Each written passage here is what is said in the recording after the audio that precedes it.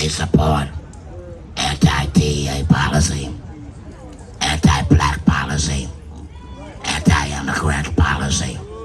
They support anti-gay, lesbian, transgender policies. Those corporations stand with this so-called administration in all of its fascism. And that's why we stand against them. Yes, we do. Down with Trump. But also, while we were out there on 14th Street,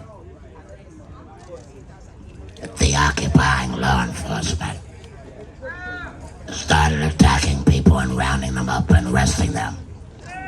On 14th Street, where we are, at the metro station, and at 14th and R. They're doing roundups right now at that location. So, I want you to know that it is not a hypothetical intellectual discussion. It is real. Our neighbors are being disappeared by people who are wearing masks and no identification whatsoever and breaking the law. Down with ICE. So when we stand up, we're standing up for real issues, but I gotta say this. The right is more efficient than the left. For now. The right comes together in their racism and in their hatred. And in their own economic advancement. Yes. We on the left, we like to major in minors. Go work. We get in arguments over the dumbest political issues. Because if we're going to drive out this administration, we had better find ways to put our differences on the side and come together in our unity. And really and truly build a mass movement of everybody, from gay to straight, from Christian to Muslim to Buddhist to Jewish to agnostics to atheists. Leave the Zionists out, please. But join together in the unity of liberation. The Irish, amen. Yesterday, I spoke to the Latino community because it was the birthday of Archbishop Oscar Romero. Some of y'all don't know that name. He was the Archbishop in El Salvador. He was a proponent of liberation theology.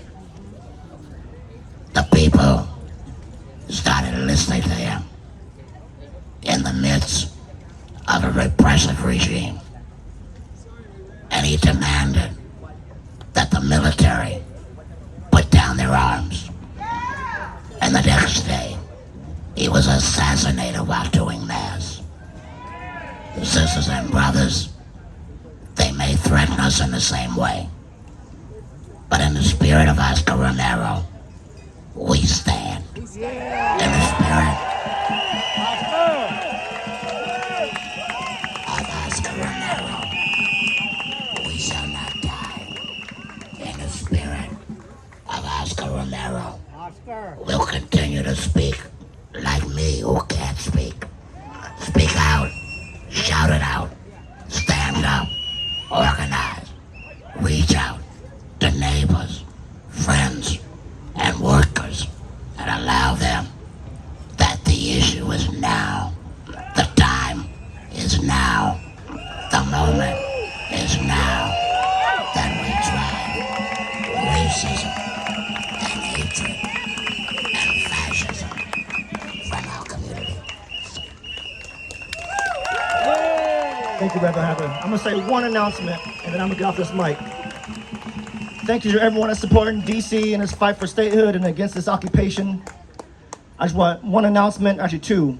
One, for folks that live in D.C. or folks that are here for the weekend, please go to the local Target and do a selfie video and say why you're not shopping there. We need all folks involved with this boycott because these MAGA, private corporations, these big businesses are one of the main reasons why we're in this situation right now. So that's one task. Second task is that we have a town hall on September 4th at the John Wesley AME Zion Church right down the street in Logan Circle. This is going to bring together a lot of movements in DC around Tesla takedown.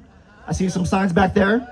Around the Target boycott, around the Israeli genocide in Gaza, and other movements.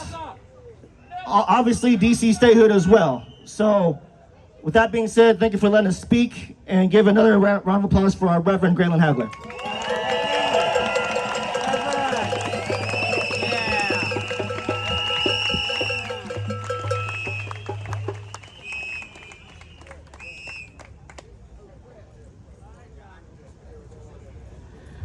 Okay, one more time, a big round of applause for Reverend Hagler.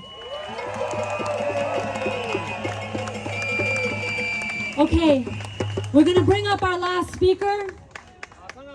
I am very happy and proud to be on the stage to introduce Jolly Good Ginger, who many of you know from his voice over the social medias.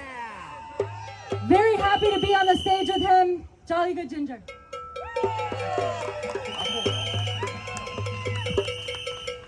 Can you hear me in the back? Well, I can't hear you. Can you hear me in the back? Yeah! The Reverend brought up Afeni, who was arrested while simply doing her civic duty, filming these fascist thugs as they harass United States citizens. And that inspired what I'm about to say today. I got some notes on my phone. I hope you don't mind if I reference them. But it is not lost on me that she is a black woman, and that's who they arrested, because that is what America is. I want to give you a quick trip down memory lane. Because as they arrested Afeni, it reminded me of the words of Fred Hampton. You can lock up a revolutionary. You cannot lock up a revolution.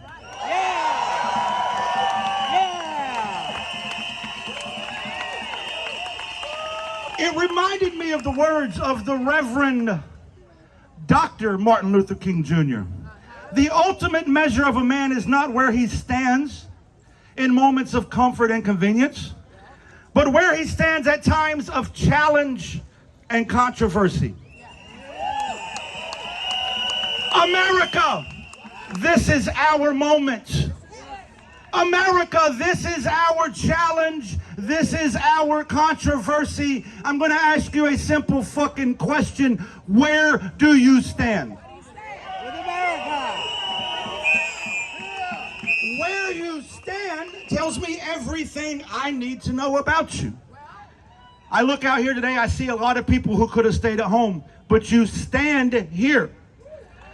I look across America at all the different protests, and I see those who stand in front of fascists and say, hell no, we won't go. Yeah. Yeah. Hell no. I also see those who wear their fucking mask and kidnap people off the street. I also see those. Fuck them. I also see those in the White House who are directing this fascist takeover of our country. Traitors.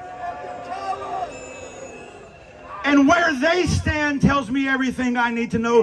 History will not be kind to you. History will not be kind to you, but neither will we.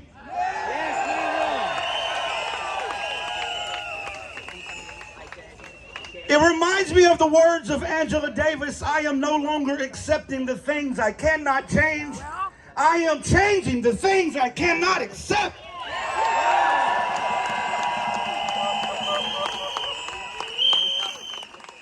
One of the co-founders of the Black Panthers, Bobby Seale, said, the only solution to pollution is the people's humane revolution. What did Bobby Seale define as revolution? Thank you for asking, guys, because I want to tell you.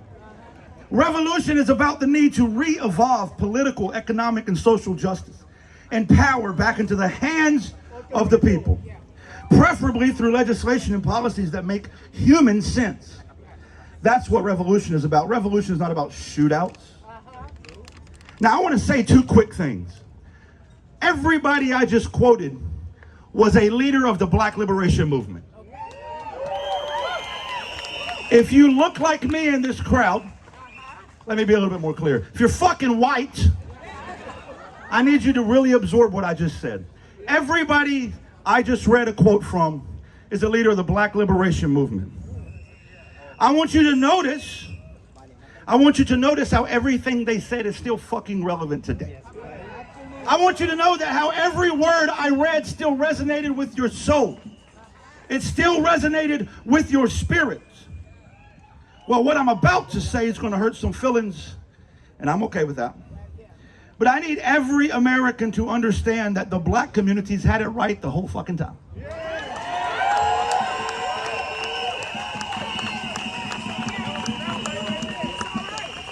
I was raised in the mountains. I was raised to be racist. I was raised a white supremacist because that's what America fucking is.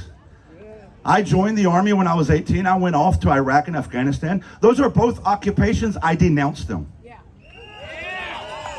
You see, I was taught the ideas of white supremacy, but the reality is, we just listened to black